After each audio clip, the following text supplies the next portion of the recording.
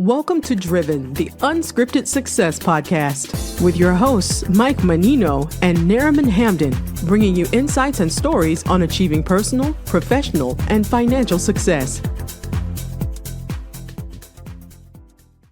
Hi, everybody. This is Michael Menino, and welcome to Driven Unscripted Success podcast. Today on the podcast, we're interviewing professionals who share their experience with you, the audience, and how they got to where they're at today. And zooming from the beautiful island of Fort Myers is Doreen Jacobi. Hey, how you nice doing, to young be lady? On the show. How are you? Thanks for having me. Or thanks for having us. You're coming in and doing all. I really do appreciate all of the people that take time out of their busy schedules to come on the show and share what they have to know. Could you do me a quick favor? Tell me, your background, where you came from, what you do, and how you got to where you're at today. Sure. So, as I said, my name is Doreen Jacobi. I'm originally, as you may hear, not a U.S. citizen. I come from Germany, actually all the way from East Germany. Your English is great. You can hear it. So, yeah, I was born and raised in East Germany. And then when the wall came down, I wanted to figure out what the world looks like and what my profession was going to be, which was a great timing for me because I was 16, so I had the whole life ahead of me. And it so happened that me and some friends from school started a company that was geared around IT software and all the fun technology and the use cases that come with it. And we started that company in Germany in '99 and then started working relatively shortly after that with some of the big shots here in the US, like your Microsoft and your HP, because what we were doing was very specific to some of their products. And we helped with basically extending their solutions by automating critical communication. And we can talk about that more later. But just to wrap it up, that whole traveling and business after a few different stops got me to decide that, hey, this is where I want to be. And then in 2014, we founded our U.S. subsidiary, initially up in Richmond in Virginia.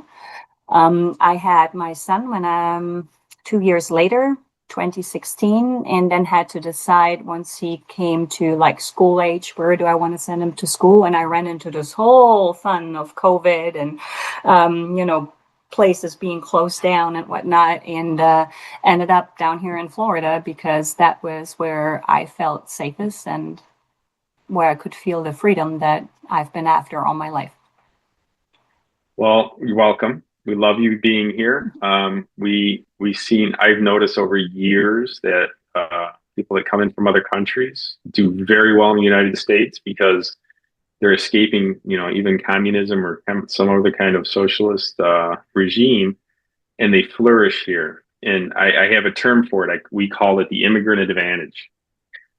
We've noticed that a lot of people that come from struggling countries do better than some Americans in this country because they understand what not to do and what doesn't work, and they come to a place that does work. Jordan Peterson said it best. He goes, anybody that has any money or has any common sense wants to come to the United States. Everything's easier. Yeah. Well, I love Jordan Peterson. It's funny that you would mention him. Yeah, I think that there is a lot of great wisdom to be learned from him. Oh, he's one of my... I only follow people that are better than me. A lot of people follow everybody. I follow people that are way better than me. And he can articulate in a short amount of time a vast amount of knowledge. I love that about him. That's what my goal is for. I see. So talking about your business and congratulations starting and bringing it to the United States. I'm sure there's a lot of competition in your industry. What? It's interesting. I mean, the biggest competition is here in the US, which is one of the reasons why we came here, because you want to face them head on rather than sneak around. Right. I like that. I'm a martial artist and I love a good fight. Same here. There you go. Are you a martial artist too? Yeah, karate, shitoru. What's your discipline? Shitoru karate. I did Shotokan way back when, and now shitoru. Beautiful. So what belt are you? I started from scratch again 2 years ago because it was a different style and I wanted to go through the ranks. So I'm now 3rd Q. Beautiful. I absolutely love martial arts. I want to write a book on how martial arts changed my personal and professional life. Right. There's a lot of times that people, ask me how I am the way I am. I said, really, it's learn how to take a punch. The one Yeah, thing in it's martial arts you learn is to take a punch. that in that it's not just a workout, it's actually a way of life, and you learn to respect people, you learn to be humble, you learn to appreciate things and not take things for granted. So I love that about martial arts a lot. Beautiful. Um, in your space, what sets you apart from everybody else by attacking the competition? What's your differential that seems to be doing well for you? I think that one of our key advantages, so just maybe 2 or 3 sentences about the space so people can put this into Right, context. context. So what we do is we automate communication in critical data centers or production lines. So it could be anything from a Boeing to a bank to a retail store. They all have IT supported systems in the background. And if anything fails, then they usually have some kind of 24/7 availability, because issues have the tendency of popping up overnight or at the least convenient moment. So they usually have some form or some process in place, which involves call centers, and it can be very cumbersome, and it can be very, let's say, a lot of time might pass before they reach the person that can fix an issue. So we take that information that comes from the systems themselves, and we automate the communication to the responsible on-call staff or people that need to be in the know. So bridging the gap between machines and people, if you like, to make people more effective, at the same time tracking the whole communication, so that when you do need to report on certain things after the fact, because in a critical situation, maybe there is a lot of things that are firing, a lot of things that are going on, and you might miss to put something down in writing. So it's better if that's done automatically. And we take all of that and then digest the information and match the people, like I said, with the incident. In that space, there is worldwide maybe 10, maybe 12 companies that do what we do. It's an absolute niche, because a lot of people would say it's like buying a car, where you get the car and the car is complete, but you would not necessarily go to Ford or Volkswagen or you name it and ask them for the tires. You would probably go to a Tire Plus, because these are the guys that specialize in the tires, right? So it's the same thing in our industry. There is vendors that do provide the software for monitoring or for service management, so for doing all the things in the background that leads to like one event or one alarm or several that need to be matched to the people. And between that event occurring and finding the people that are responsible, a lot of time elapses, and you want to try and avoid that. So we are the Tire Plus in that sense. So we take that and we automate that communication, specializing in that area. Like I said, there is not that many people that do that worldwide.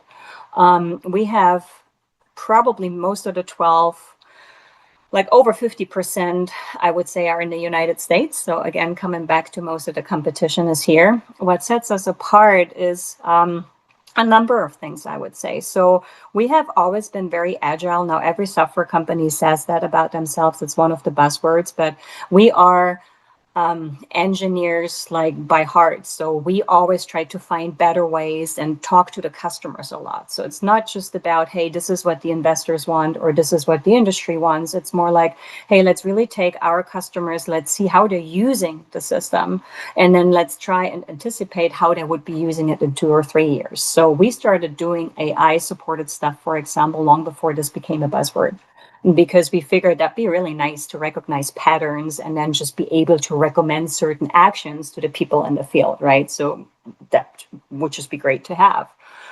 We have a mobile app that's very visual, so that you don't need to have training to operate it.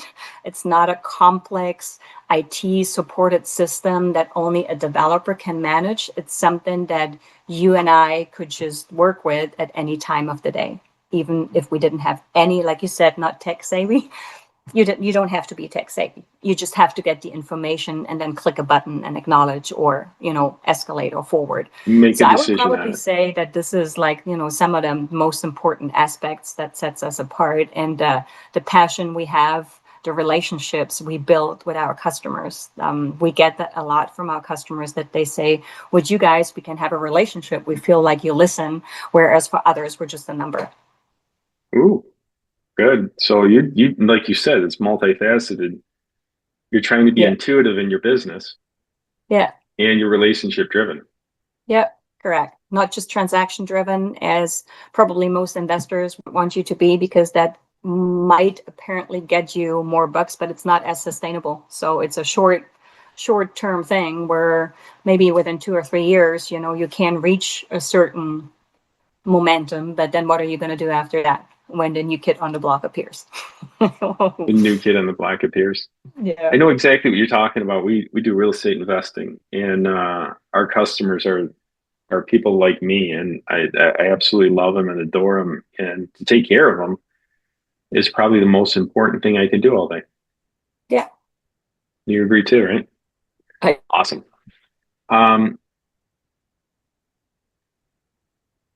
If someone listening wants to get better at what you do, what is the advice? What is the suggestion? What is those little tips and tricks you can give them? Well, one thing that has always worked for me was that you should not assume that there is a certain thing that makes you get better. You should know.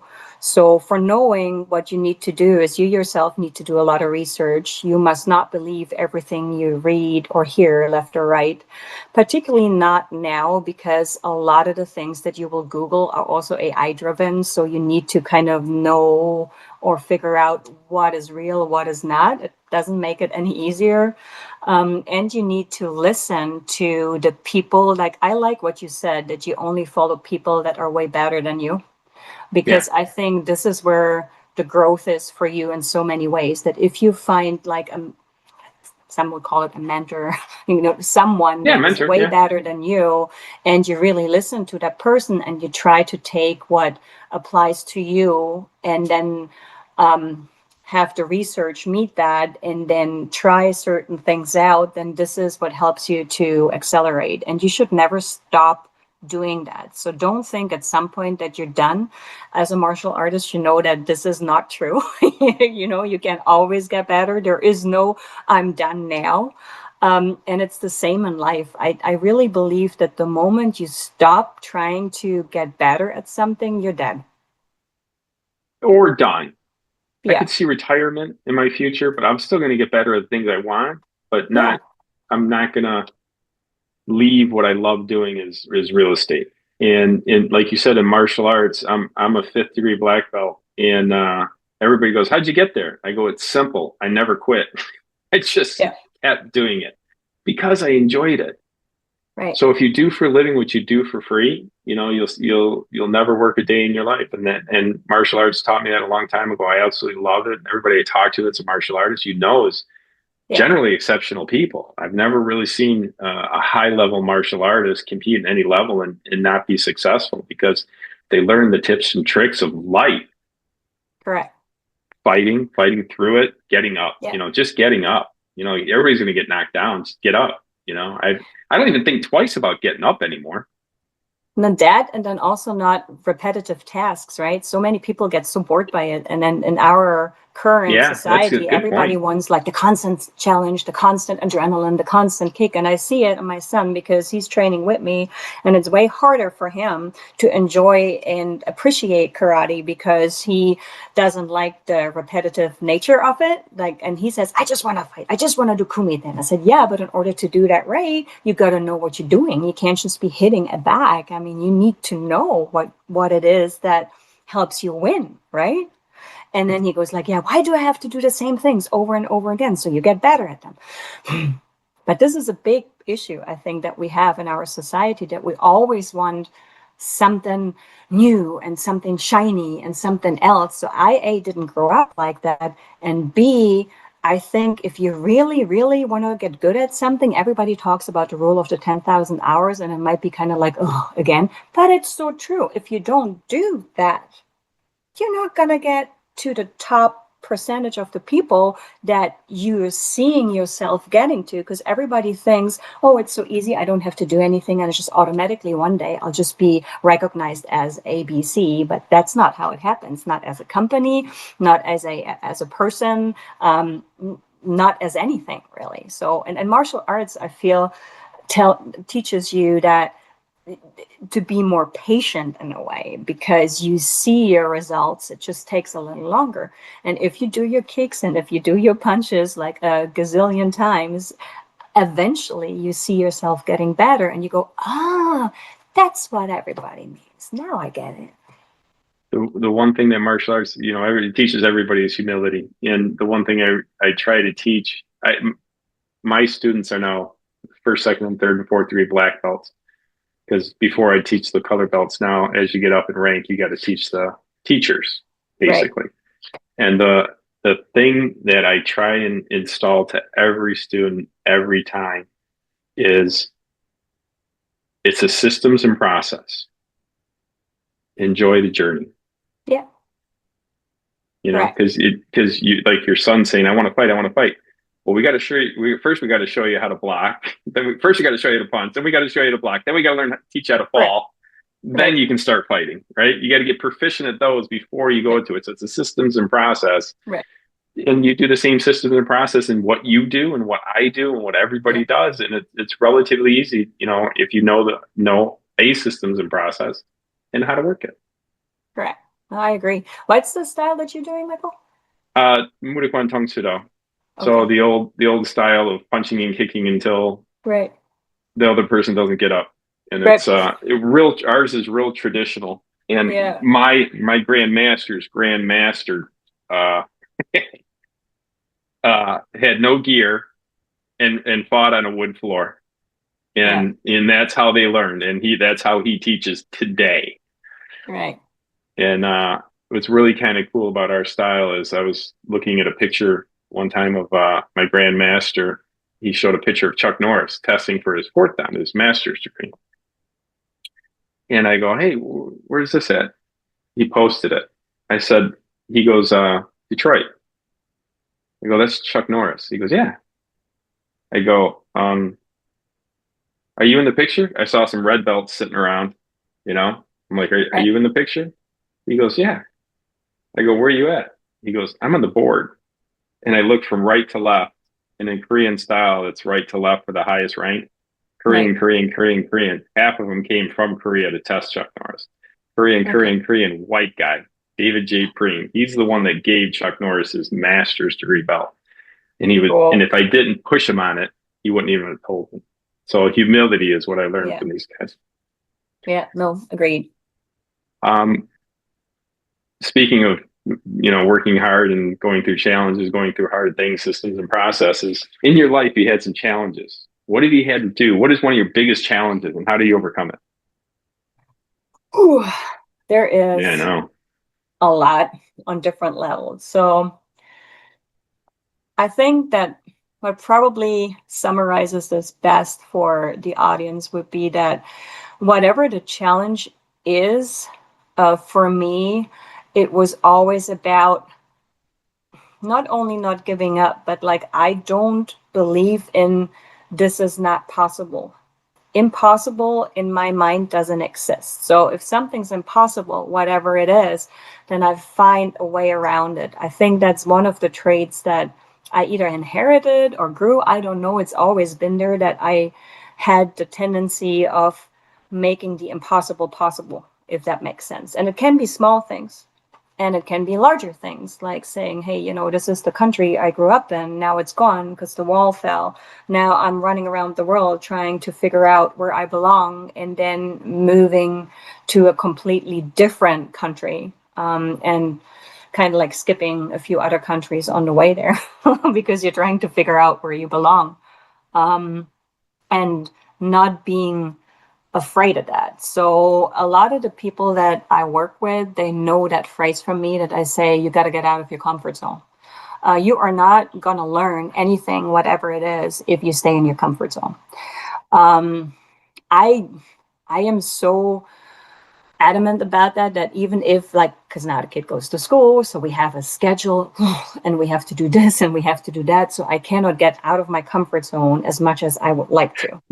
Gotcha. And that challenges me more than actually leaving the comfort zone, because I have to be in agreement with myself and say this is what it is currently. But I think the essence really is, if you're curious, you dare to follow that curiosity, and you're not afraid to step out of your comfort zone, you will be able to make the impossible possible, because you are more resourceful than you think. I'll talk to you off camera about what martial arts taught me about what's possible. But real quick, we touched earlier on socialism versus capitalism, Right. and you've experienced both of them. You were the majority of your life in socialism kind of country. What are the differences, and which one do you like better for the audience? So the difference is there is so many, so you could approach this from different ways. But I think in layman's terms, what probably describes it best is that if you think about socialism, people, I came to realize here, think about the things that they think are great. So, hey, you have a healthcare system that's free, which is, by the way, not really true. It was never that free, but then you pay a lot have more in taxes. For people that don't understand, you pay a lot more in tax. I think taxes are like 60% in Germany. Well, that's now in the current Germany. In East Germany, it was completely different, because like Germany still calls itself now being under the capitalist system. I think they're more left, so more gearing towards socialism with a lot of the systems they have in place, but it's not socialism. So socialism is what we had in East Germany. And they called it like, we are going through this world now, and all the capitalist countries eventually are going to be socialist, because that is the period that we find ourselves in. That was their claim. And we see that this has not worked, because East Germany is gone, the Soviet Union is gone, and all the countries that were part of that belt are gone. But socialism, in order for that to work, and I think I talked to you about that at some point, it's you have to be willing to not own anything, be happy about it, give whatever you have to the person standing next to you without any remorse. You have to be satisfied with the fact that if you're a hard worker, you're not going to get more at the end of the day as the person that doesn't work at all, because all people are equal. This to me does not resonate, because we are not equal.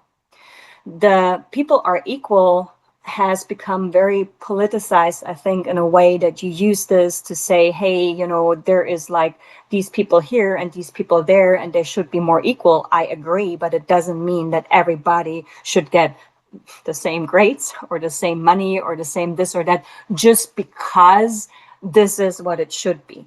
Not really taking into account that this person is generating all the revenue to pay everybody else, if you like. I obviously like capitalism a lot better, and that's a completely different conversation to have had for like probably hours of podcast if you want to talk about these in detail, because I think try and make it as Jordan Peterson as possible, short, sweet, and information driven.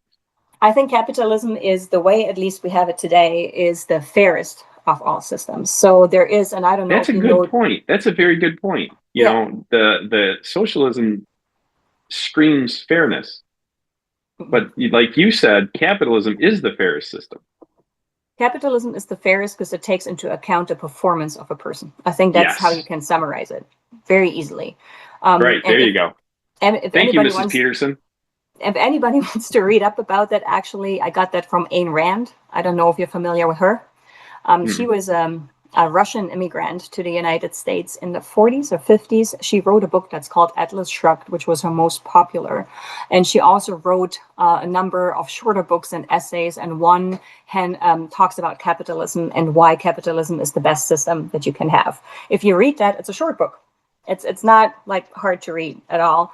If you read that and you come like me from a different country and a different background that had socialism, which was the same for her at the time, you just completely resonate with that. You go, this is it, because capitalism, bottom line, is the fairest of all systems. I like that you said that. I like what you said, and I like that you said it. coming from both sides. See, I only know capitalism, and I think it's great, but I'm limited on my experiences. Right. You come from a different country that's socialist, and you understand communism right off the bat. Coming to a capitalist system, and it's the more fair system. I can't say that, but you can. That's awesome.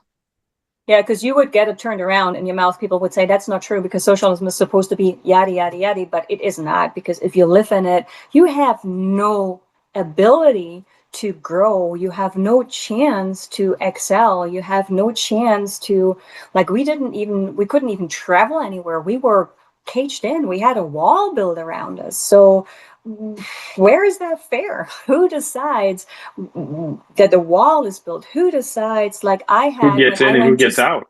Yeah, when I went to school, we had to take down this is what we want to be later. We could not choose the profession we wanted to learn or study or whatnot, because the state would say, hey, we need X amount of teachers, or we need X amount of mechanics, and you could choose from what they needed. But who gets to decide that? The government. Yeah. And that's the problem. The moment the government gets to decide that, like, where is that fair? It's not. You said it best. Everybody screams equality and fairness, and actually the good equality is in capitalism. I never even thought of that. Yep.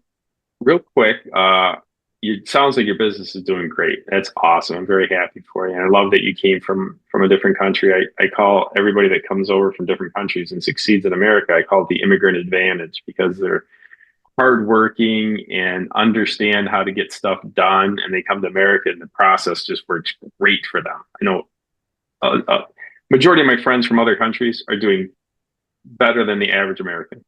Right. Which is funny. Sounds like things are going well for you in your business. Looking forward to the future. Wondering, how, you're doing great in your business. How do you transition to creative passive income, and have you ever invested before? What's your secrets on that? Yeah, I come from not like the greatest backgrounds for investments, but I have a lot of friends that are very into that come from my same background. In fact, the reason I ended up Fort Myers Beach is because a friend from school had immigrated to Fort Myers Beach some 13 years ago now, or 14 years ago.